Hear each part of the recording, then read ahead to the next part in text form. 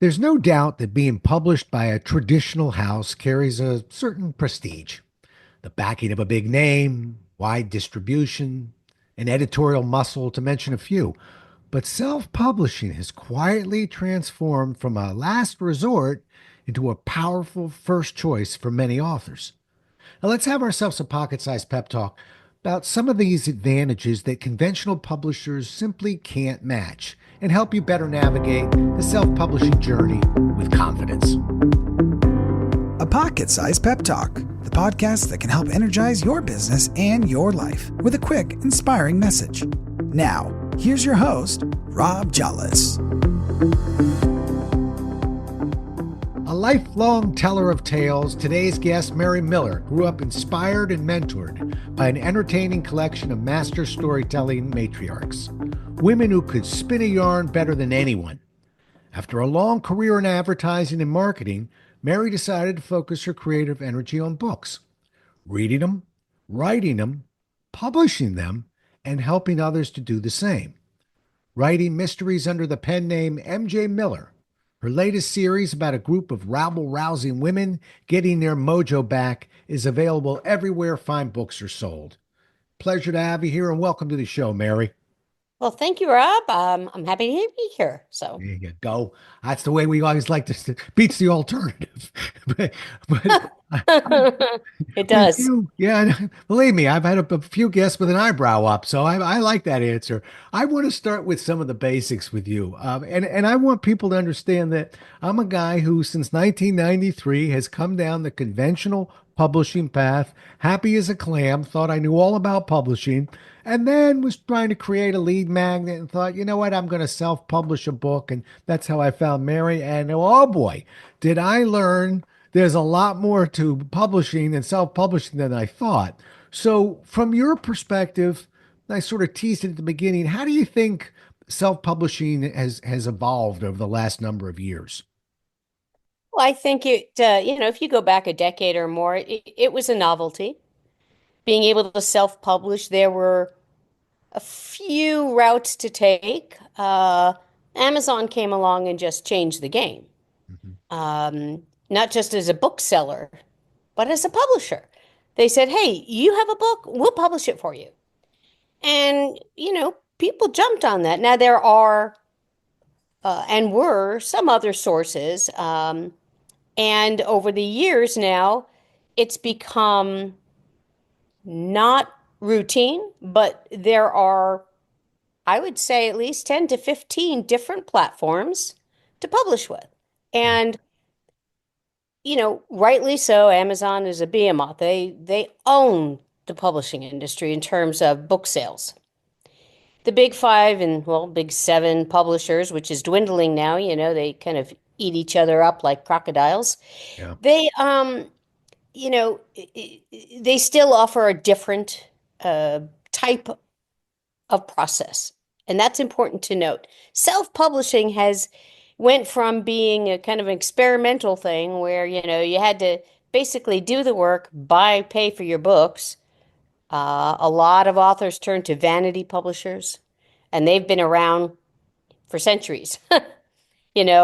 Publishers they'll publish your book as long as you pay them.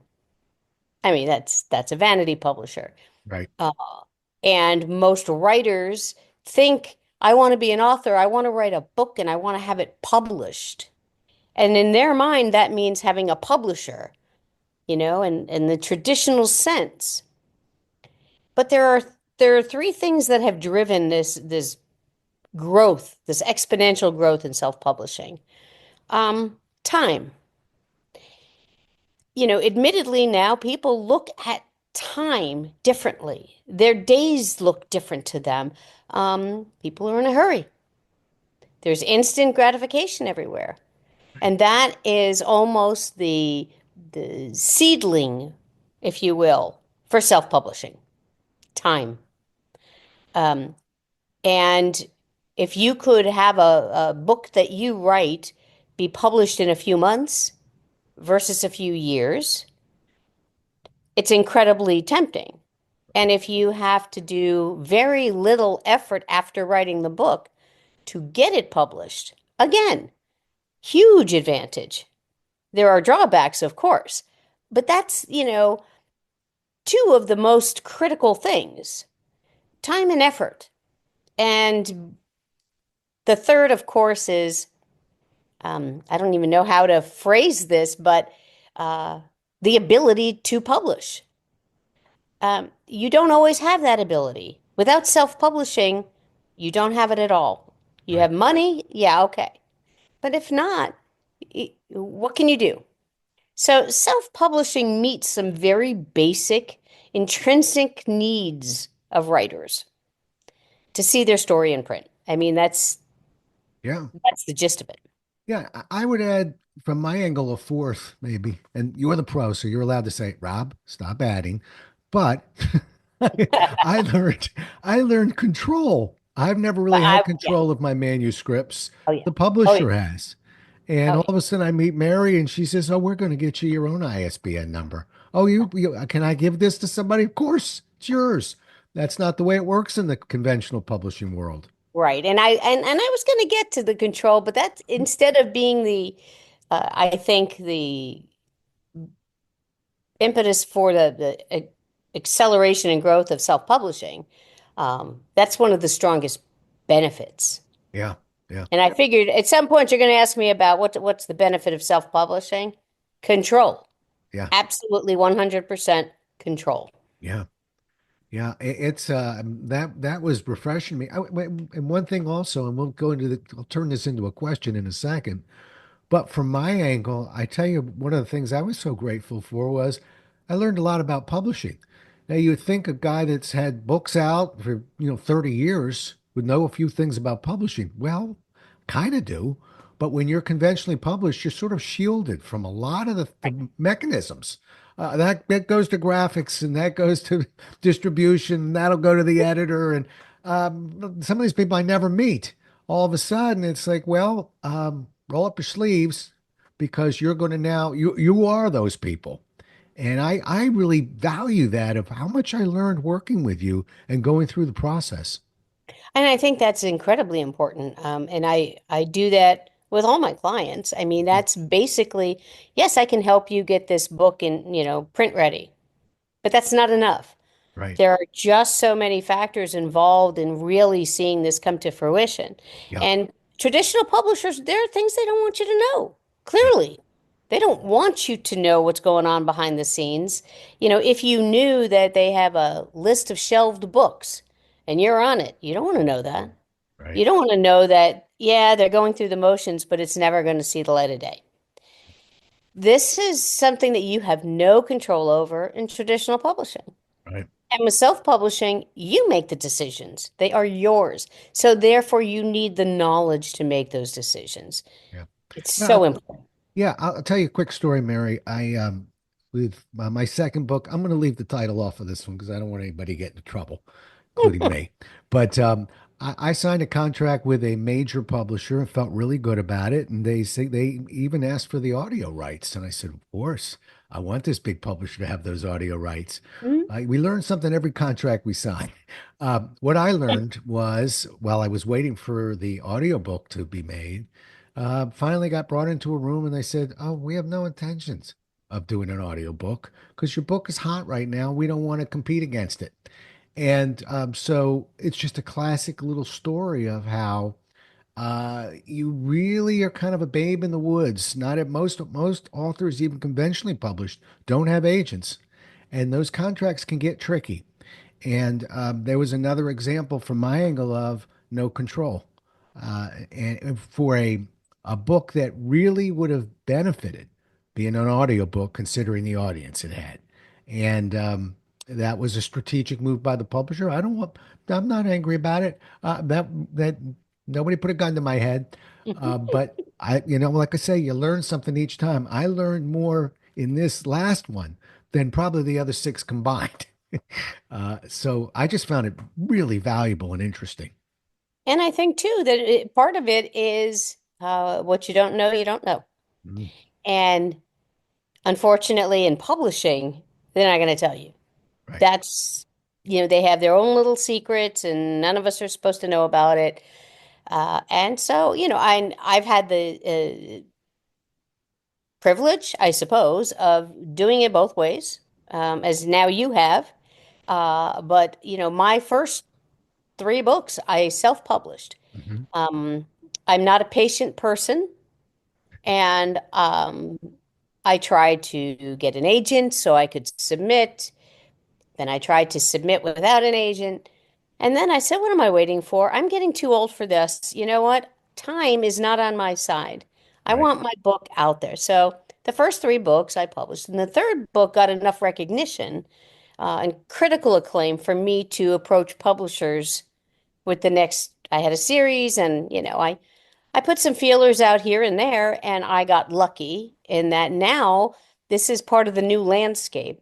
There are indie publishers out there who uh, basically they don't do much more than you can do yourself in self-publishing. They're not, you know, big size publishers, but they do provide a certain number of services that are important for authors. They provide editing. They take away some of that control, of course, but they provide editing and they do market and they do some of the things that you have to do yourself when you self-publish. But again, this comes down to something that's a little bit on the fence right now, which is the prestige of the traditional publishing versus the self-publishing. It's it's not really there anymore because you don't even have to know somebody self-published. And this is one of those tricks of the trades, right? Give yourself an imprint name. Right. Get Right. your own You had ISBN me number, do it. own your rights, and then when somebody goes to buy your book, they don't know. Right. How, they don't care which publisher it is. The You're trying to avoid the independently published label. Right. Right. But Right. having said that, it's not a negative anymore for many people. Right. So That makes I, sense. I I hear you, Mary. Separate this for me. We've got conventional publishers, we've got self-published books, then we got this middle quasi area of hybrid hybrid. indie. When you use the word indie, are you swapping that for hybrid, or No, did you give me a fourth category? that's a fourth one then, because Oh, hybrid is a little different, and hybrid isn't a thing. Okay, hybrid means they will publish your book for you. They will charge you for editing. They will charge you for design. They will charge you for formatting. They're offering you services. That's all they are doing. right. Paid services. It's the next best thing to vanity publishing.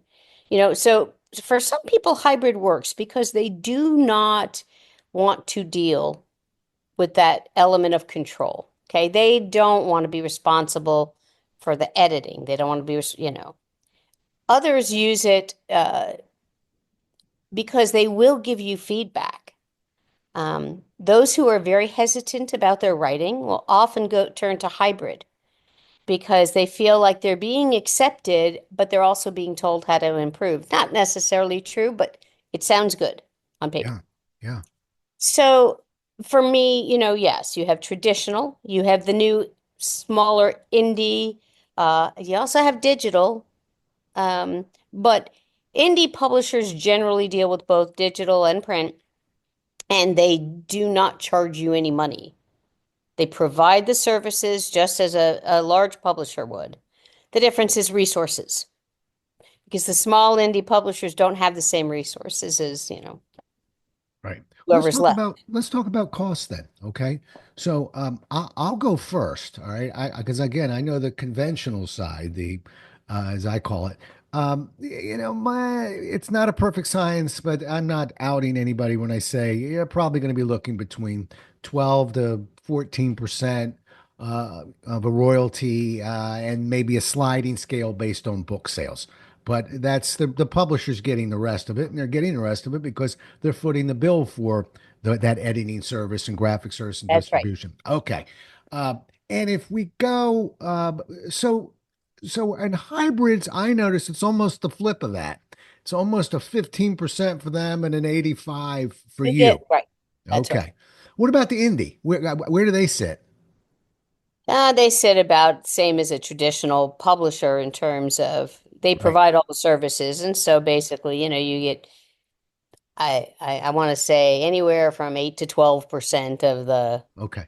yeah, All right. that's where you're going to stand really on the base of the price. Right. Uh, it's not a lot, Right. and that it cost is a big thing here because when you look at traditional publishing versus self-publishing, unless you're Stephen King, you're not going to see those tremendous uh, royalties. Right. You're simply not. Right. You can do a lot of research, and people are saying how they sold 1,000 books in the first 2 months, and all kinds of things that are just not realistic and probably very far from the truth. So, I mean, and you have traditionally published books out there that don't sell at all. So what happens? They get yanked from the printing schedule, and they're not in the catalogs anymore. And that's where that can happen. Yeah. So but it's important to realize that yes, either way, you generally aren't going to make a lot of money off your books unless you're self-published, because Right. self-publishing is where you keep it. It's yours. Now, I will add something to that. I will say that when you deal with nonfiction authors, Hmm. like a Rob Jollis, I love that Yeah, guy. like you. Oops, sorry, Hmm. I was thinking out loud. Anyway, when you think of of guys like that, we will. I always smile. Same thing, and people think, "How much you making on those books?" It's like, oh, please. Uh, what we do is it's the branding around the book. It's the Right. doors that those books open up. And Yes. so for a professional speaker, one good paying gig, I just said one, could pay more than the lifetime royalties that Right. book will bring in, but you wouldn't be getting that good gig without the credibility of that book under your arm. So Right. they're a partner. Right. And the question is, does the traditional publisher give you the same credibility as publishing it yourself? Sometimes it does, and sometimes it doesn't, because that's where we drill down. Right. That's where we drill down into your genre and your especially nonfiction. You're looking at uh, relevance of topics and expertise. So, you want to separate the self-publishing versus traditional publishing question from who are you and what's your credibility level now, and how are you going to build that up? Because the publisher won't take you if you don't have credibility to begin with, in this case. Right. Yeah. And if you do, they're going to launch you off that platform with your credibility. And so that's such a nuanced part of this that you can't go without talking about it because it's so important. If you're nonfiction and your expertise is in, give me a topic, throw one out at me, real estate. Good. There's a zillion of them out there, right? But if you start to build your brand and you go to a publisher and they know who you are, you got a way better chance of them publishing your book. Now, if you do it yourself, however, you can also build your following by publishing Right. in reverse. So there's no black and white area here. It is so nuanced that you have to consider all of these factors. Who are you? What's your expertise level? What's your following? Are you out on social media? All of it matters. Yeah. Mary, I tell you, I was just meeting with a group today of authors, and I got the question of, which one and what kind of and my question frequently starts with, tell me what your budget is. And I say that because you could sell, if you had a budget of $10,000, let's say, Hmm. that you're going to put into promotion and marketing. You could take that $10,000, buy $10,000 worth of books at a reduced cost from a conventional publisher, and all of a sudden you're a whole lot better author in their eyes to them. Remember, they're just you want to come in and buy $10,000 worth of books. You're going to get a seat at the table. They're going to at least be listening about that manuscript of yours. But at the same time, you could take that $10,000, go to self-publish that book, and purchase a publicist with that, and other major promotional moves. that might help you wind up on the Today Show, Right. or in That's Forbes right. magazine. And those spots don't typically come because you sent them a letter. They come from publicists. But the point is, I always kind of start with the budget and what's the overall goal of this book. And if it's to open doors, then but it's interesting because even conventional publishers, which will tell you that, well, the good news is you don't have to pay us anything. We're even going to give you an advance. But the bad news is, A, that advance, in case anyone doesn't know, is really just what it says. It's just an advance on you will never see royalties until we get paid back this That's advance. right. So they're just That's playing with your money. But it's important for people to understand that most of these conventional publishers, they are just trying to survive. They're trying to make profit. So they're right. really just looking and figuring out, how do I take an author that I don't know and not take a loss on this book? So most of them, to your point, I know one publisher, for instance, will not crack open an envelope and look at a manuscript without seeing the social media numbers first. So I've written you the greatest book in the world. I'm sure you have. Tell me what your following is. Well, I got 300 people on LinkedIn and 25 on Instagram. Not even going to open it up. So they're really trying to calculate how how many books they can move. And when an Right. author purchases their books, okay, well, they're coming out of the gate with some books sold. It's There's an argument all over the place here for which Hmm. one, but you can That's see right. why for me, Mary, I always start with, well, let's just talk about the budget. You See, know, before I talk about the budget, yeah, I talk about their goal. yeah, I say, what do you want yeah, from this book? What's right. your purpose here? For fiction writers, and you would think that, the goals would be similar. Fiction writer would say, I want to be the next Stephen King, Agatha Christie. That's who I want to be. Okay, but realistically, what do you expect from this book? What do you want from it? And I literally just finished working with a 16-year-old girl who had a story in her head. And she had this dream that she was going to write the book and it was going to get published. So we made it happen. Her goal was to have a published book and be a writer, an author. Yeah, And now she's going into her senior year of high school as a published mm, author. And so that was her goal, right? yeah, The yeah, questions were very simple there. yes, And I did offer her different options. I said, we can take this to agents, we can take it to publishers, but she just wanted that, accomplishment. And many writers, in fact, have a book in their head and they finally get it down. And if that's their motivation to finally see it come to fruition, that's going to be a very different scenario from somebody who is trying to establish themselves as a business in business writing. And in that sense, when you're putting out books that will either build your brand, serve as a lead magnet, um, give you credibility, possibly down the line, start bringing in some royalty income as an author, that's a different objective. So all of these factors come into play. It seems like so cut and dry. You want to publish it yourself or you want to try for a publisher? Oh, no, no, no, no, no. You have got to drill down and really think about even before budget, what you want from this. And then you say, okay, but what can I afford to do?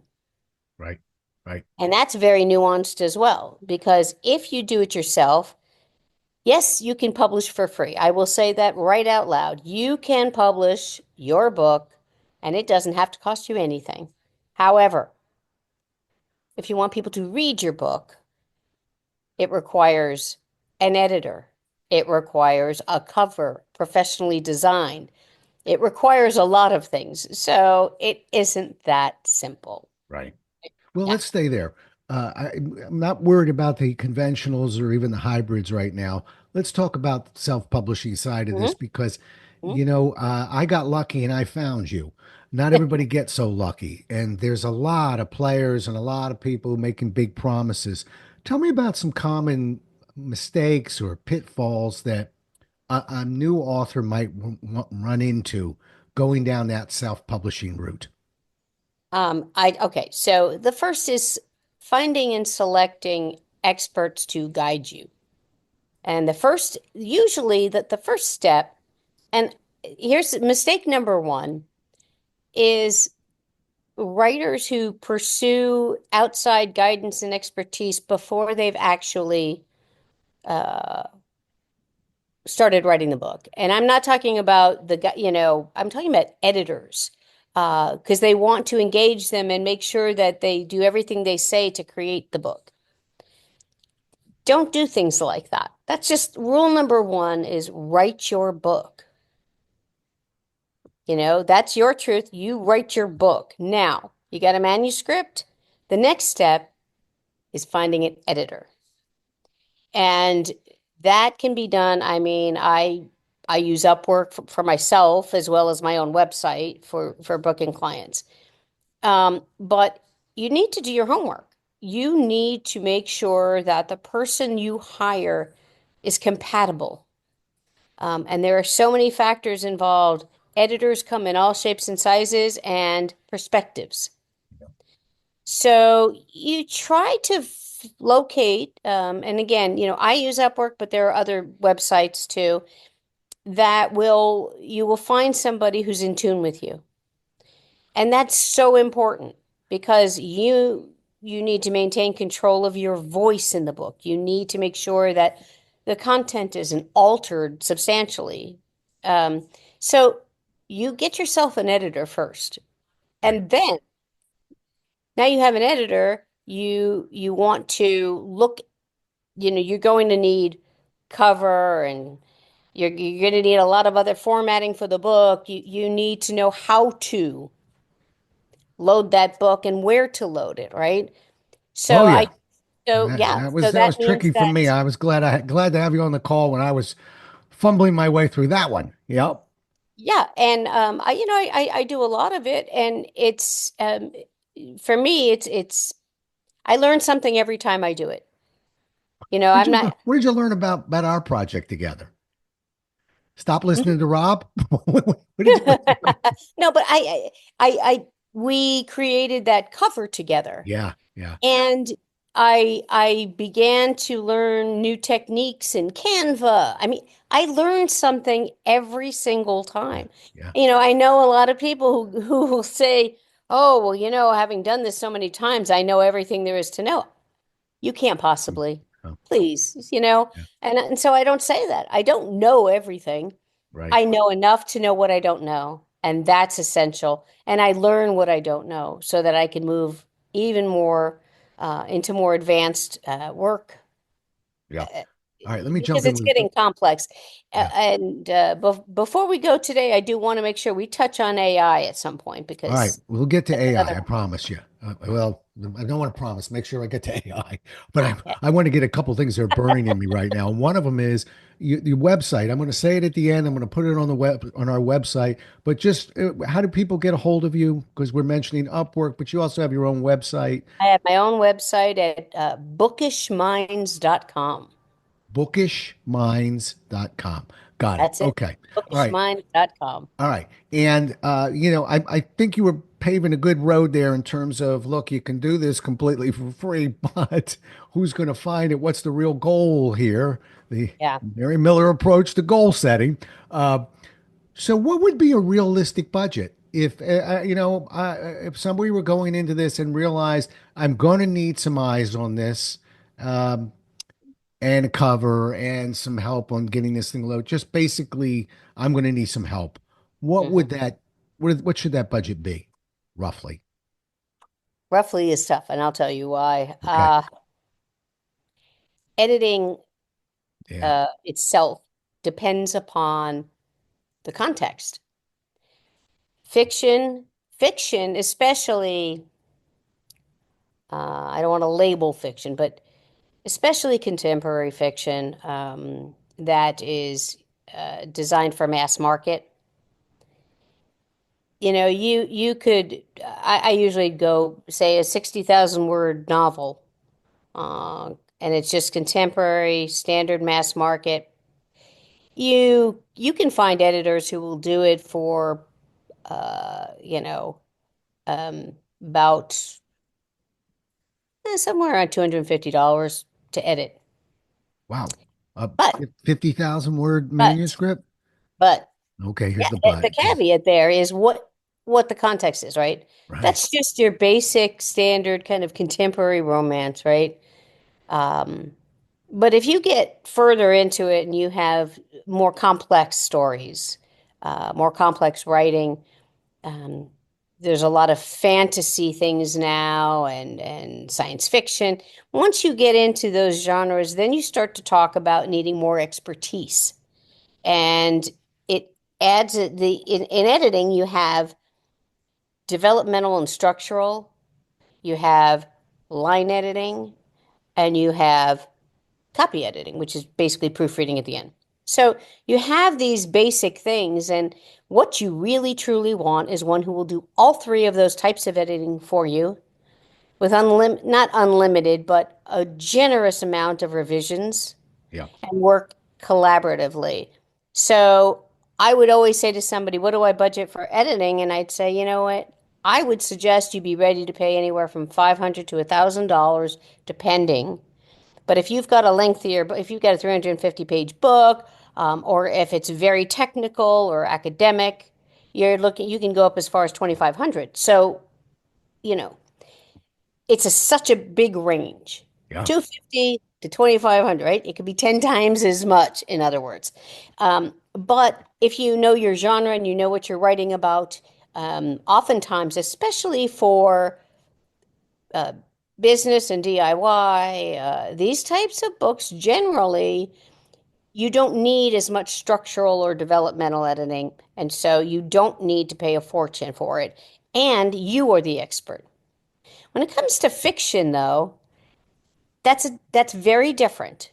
The editor becomes the expert. Right. And it's sometimes hard for authors to wrap their heads around that. It's their book, it's their book baby, right? They wrote this story. Well, yeah, but you don't have the objectivity to evaluate it.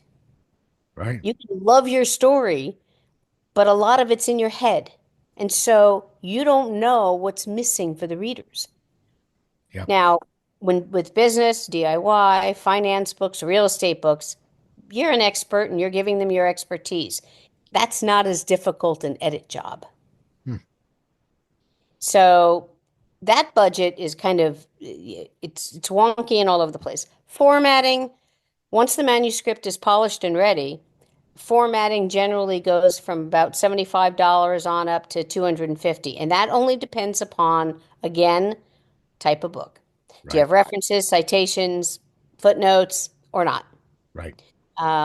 So if I were just starting out here and saying, okay, in the fiction genre, you want to publish your own book, great. Set aside a budget of at least $1,000 to begin with, um, to make sure that what you market and what you sell is the best it can be. Yeah. Yeah. Um, and you should be able to get that done unless uh, the business and nonfiction. I do quite a bit of nonfiction, and that varies tremendously. But formatting is going to depend upon the volume of glossary, references, citations, as I said. So those you're going to allot a little bit more, probably at the higher end of the 2 to 250 range for the formatting. And Right. that's simply creating the actual files that you will upload. Right.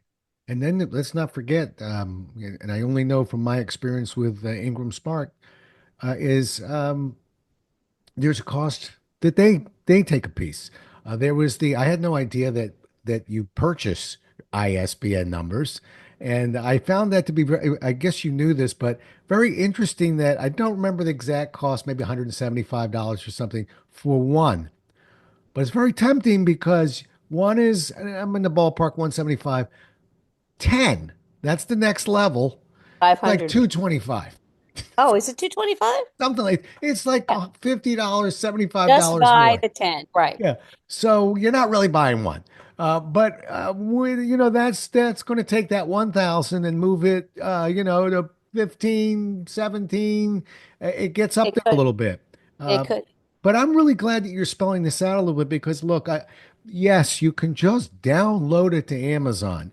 And if you took a trip to Tanzania and you'd like the family to see it, that might be a great thing to do.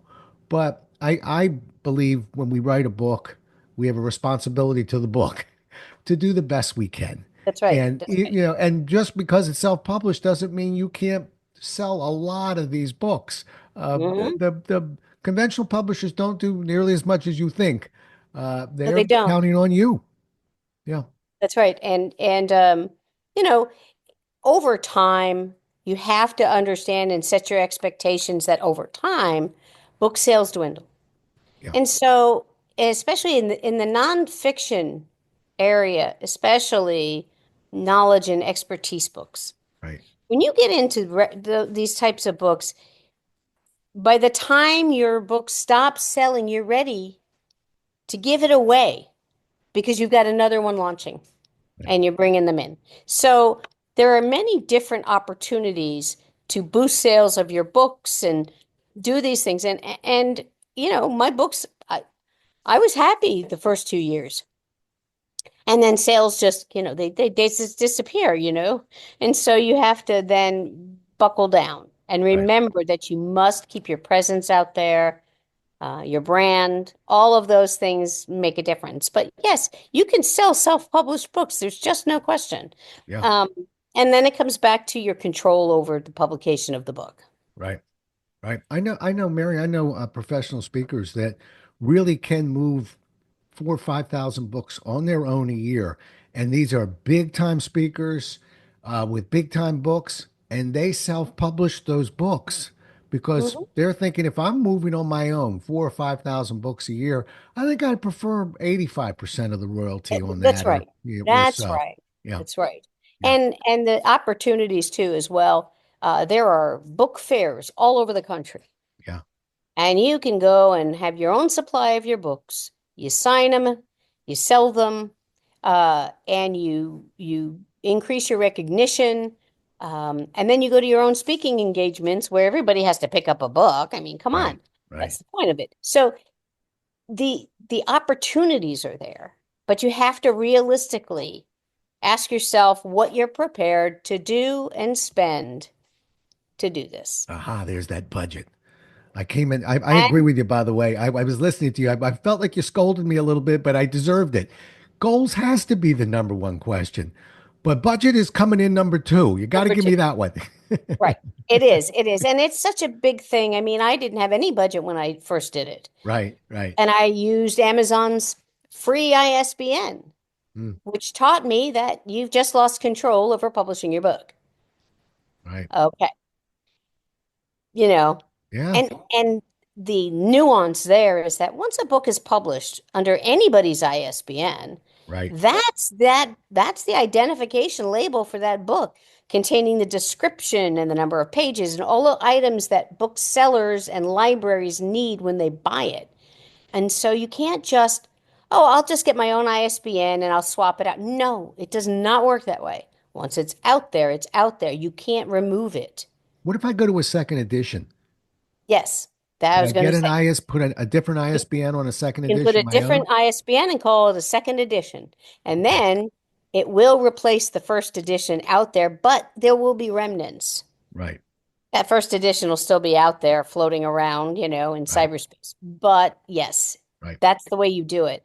Um, and uh, and I want to talk about well, we haven't really gotten to the benefits, but Well, and I want to make space for AI because I circled it and I said, right. Mary's going to But kill me if I don't get to that one. Yeah. the, the benefits from self-publishing, there's a couple of very important things. Okay. Um, you publish the book, you have your copy, you're going through it, and you notice something, and you're horrified. What did I do? It could be any sort of mistake, but you're just horrified.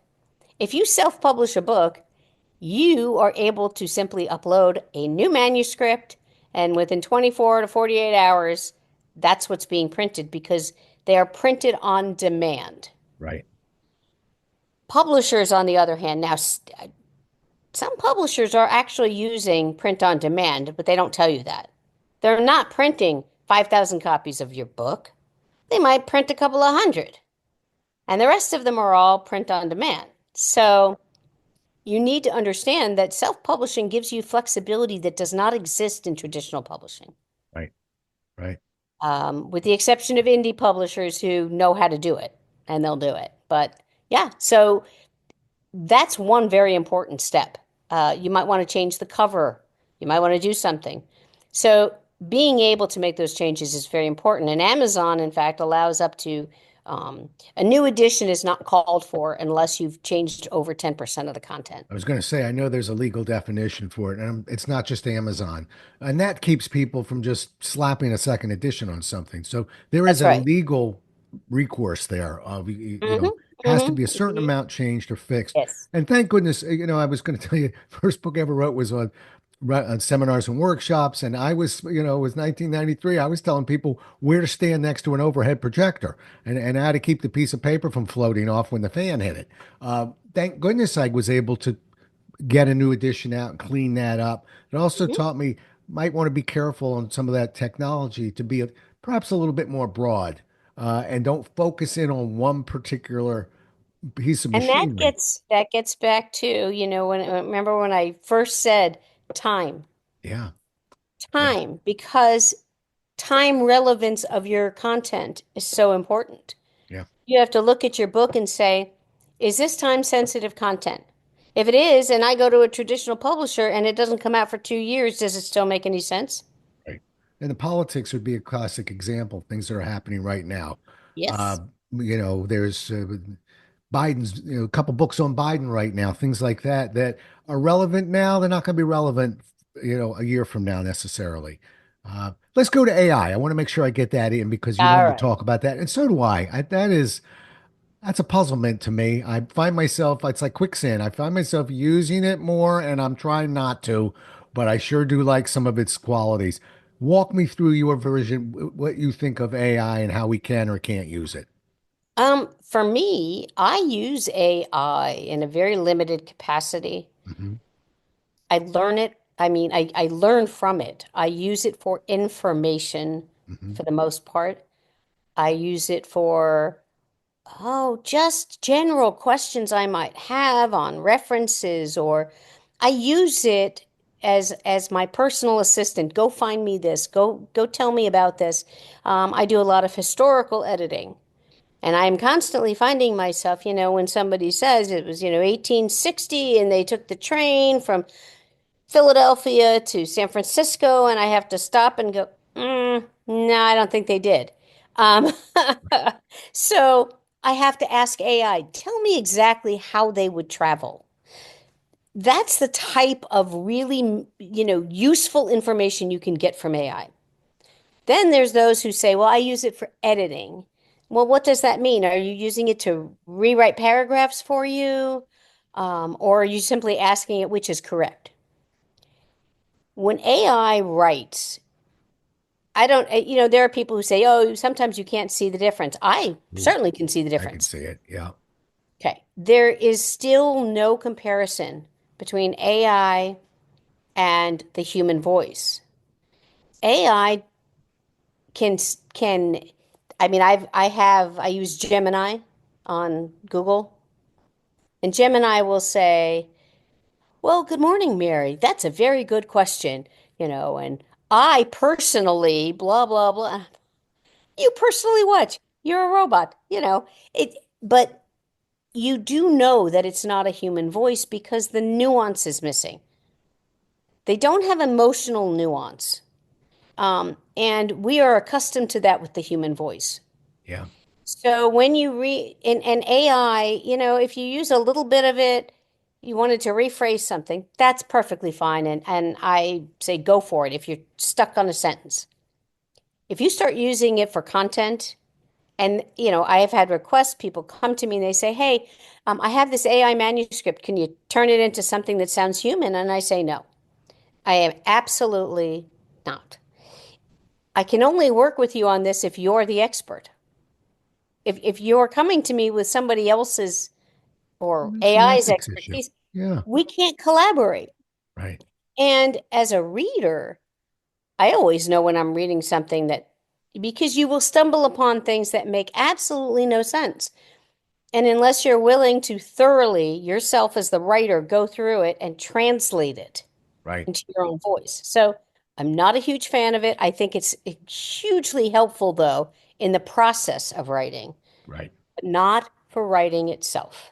Right. Um, I'm with you. It actually, I always tell people it'll get you out of a rut if you're looking for a title or a subtitle. Really helped me on my subtitle. I Design a think I cover. told you. Yeah, cover. It's Yeah. funny because when Mary and I were working on the cover, although it helped us and hurt us, it designed a cover that was so interesting to me that I kept telling Mary, that's what I want. And Mary would say, well, I can't exactly do that exact cover.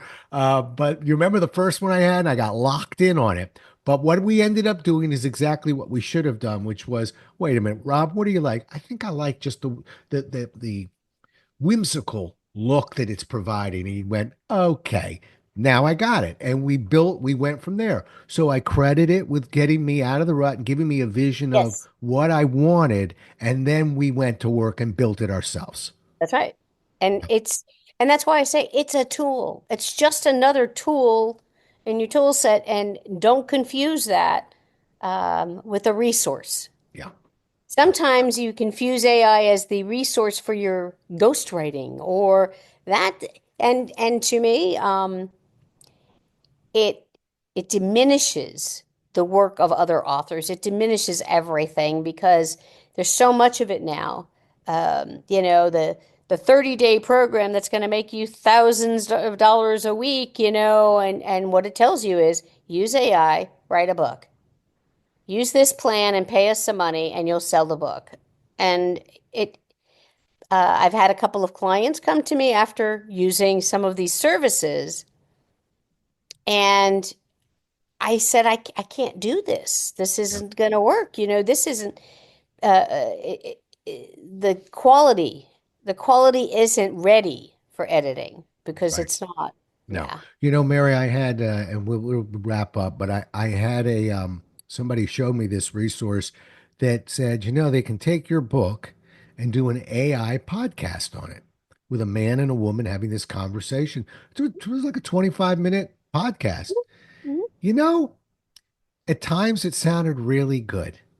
And at Tempting. other times it sounded just like it was just plucking information off the internet, pretty much the way I say things, and it was so unauthentic that I went from being dazzled for 30 seconds to being highly annoyed.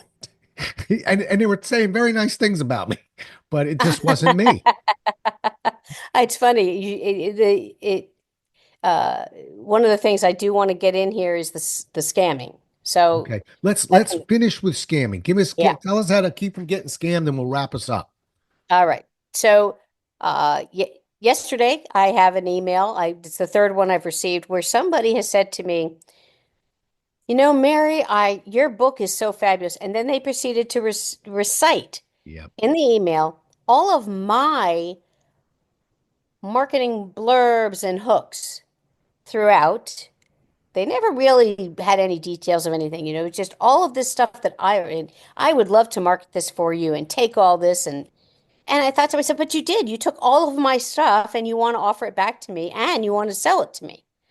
And then when you get to the bottom, of course, there's a name, but there's no company and there's no contact information. And the variations of this are, oh, we saw your book, but they don't name it. We Right. saw your book and we have this great program for you. The book contest, loads of them. Yeah. Um, so all of these things, they will start coming at you as soon as you start building a platform. As soon as the public is aware that you have a book coming out, they will, they're like sharks. They're going to come at you and they're going to want you to use their service because they're going to make you a bestseller. Right. The only person who can make you a bestseller is you. You have to remember that. Right. They can't do it for you. Right. Right. If it's Your too good to book, be true, as they say, it's that's not right. When true. it's too good to be true, that's your first red flag Yeah.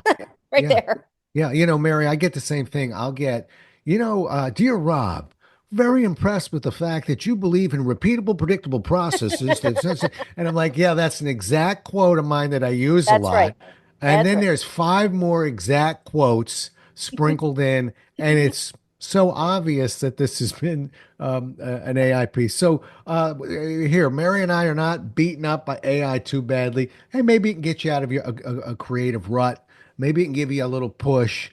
But boy, I say it's like quicksand. I'm as a writer, I want it to be my voice, and I don't really need a whole lot of help there. AI can help you, especially fact check. Yeah, It's very good for that as long as you understand that you have to do your own homework. yeah, exactly. Because it's not always right. All right, Mary, one more time. How do people get a hold of you?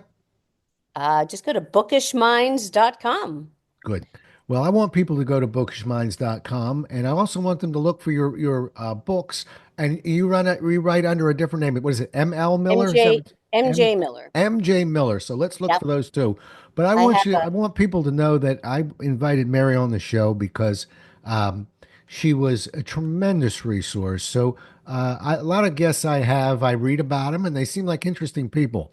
Mary and I went to battle together and got this book done, and I'm just in awe of what you know, your knowledge in this field. You were a tremendous help to me, and I'm very grateful to have had you on the show today. Thank you so much for coming on. Well, I am so glad to have been here, and I really enjoyed working with you on that book too. So it was a good collaborative effort, and it was well done. We did it. All right, Mary. Well, folks, we'll do it again as well as we can next time, everybody. Until then, stay safe. Thanks so much for listening. If you enjoyed today's show, please rate and recommend it on iTunes, Outcast, or wherever you get your podcasts. You can also get more information on this show and Rob at jollis.com.